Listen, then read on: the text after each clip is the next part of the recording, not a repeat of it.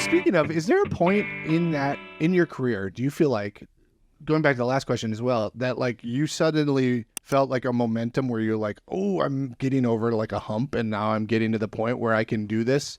Was there a moment of that? Or are you one of the types that is like, that might have been my last thing I just shot? Yeah, that's always there. Okay. That's always. So you're not that hovering. But I think the thing that grew over time, and I can't point to a direct moment that it started happening, but there became a point where I trusted myself a bit more. Yeah. And was able to not and trust that it's gonna happen. And so I just, I keep looking up because I'm trying to think of the word. I gotta look up to that guy that you trusted. Yeah.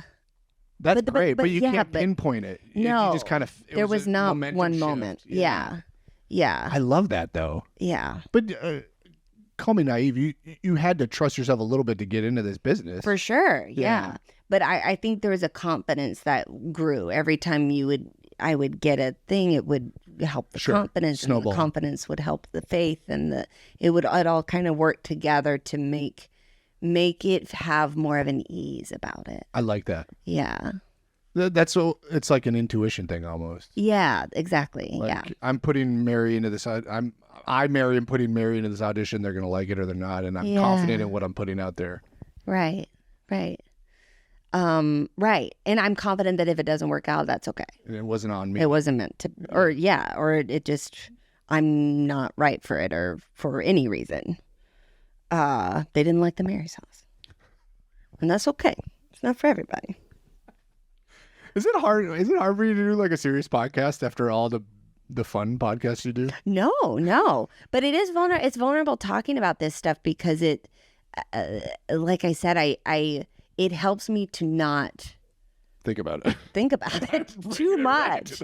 No, but so that's just what I mean is it's tough to verbalize because it's all very feeling based, right? For me, Yeah, everyone approaches it differently, right? And it's weird. Ultimately, it's just like you just can't think too much about it. And this podcast is doing the opposite of that, which is analyzing it to death, which is probably but it's good to do that too. Like it's helpful to hear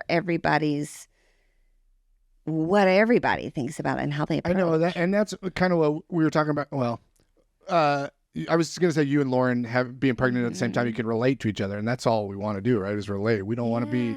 That's why I like seeing people at 200 South. Oh, other people are going through this. Oh, other people are stressing out. Other people are worried about this. Yes, there's a community there. For sure. Yeah, and we're not alone against the backdrop.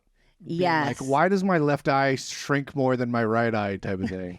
And it's just the whole thing is so vulnerable. Your product is yourself, and so it's very hard to not feel. It's all personal. Well, thank you for having these hard conversations with me. Please. And by hard, I mean just, I need to find good words for it. It's not hard as in I'm going to go cry. I feel fine. I might. Oh, okay. Well, I'm kidding. Okay, me too. Yeah, I'll go do that too. Yeah. I mean, crying's good. It was great.